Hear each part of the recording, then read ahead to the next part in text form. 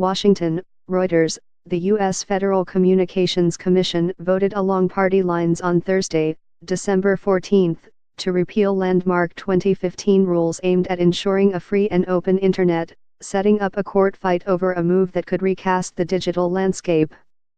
The approval of FCC Chairman Ajit Pai's proposal marked a victory for Internet service providers like AT&T, Comcast, and Verizon Communications, and hands them power over what content consumers can access.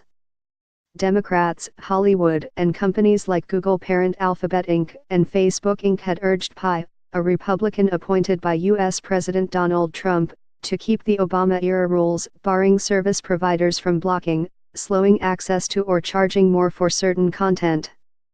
Consumer advocates and trade groups representing content providers have planned a legal challenge aimed at preserving those rules. The meeting was evacuated before the vote for about 10 minutes due to an unspecified security threat, and resumed after law enforcement with sniffer dogs checked the room. New York Attorney General Eric Schneiderman, a Democrat, said in a statement he will lead a multi-state lawsuit to challenge the reversal. He called the vote a blow to New York consumers, and to everyone who cares about a free and open Internet.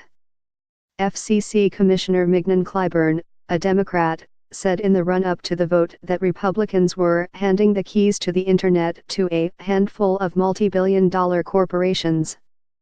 Shares of Alphabet, Apple, and Microsoft moved lower after the vote. Pai has argued that the 2015 rules were heavy-handed and stifled competition and innovation among service providers. The Internet wasn't broken in 2015. We weren't living in a digital dystopia. To the contrary, the Internet is perhaps the one thing in American society we can all agree has been a stunning success, he said on Thursday. The FCC voted 3-2 to repeal the rules. Consumers are unlikely to see immediate changes resulting from the rule change, but smaller startups worry the lack of restrictions could drive up costs or lead to their content being blocked. Internet service providers say they will not block or throttle legal content, but that they may engage in paid prioritization. They say consumers will see no change and argue that the largely unregulated Internet functioned well in the 2 decades before the 2015 order. Democrats have pointed to polls showing a repeal is deeply unpopular and say they will prevail in protecting the rules, either in the courts or in U.S. Congress.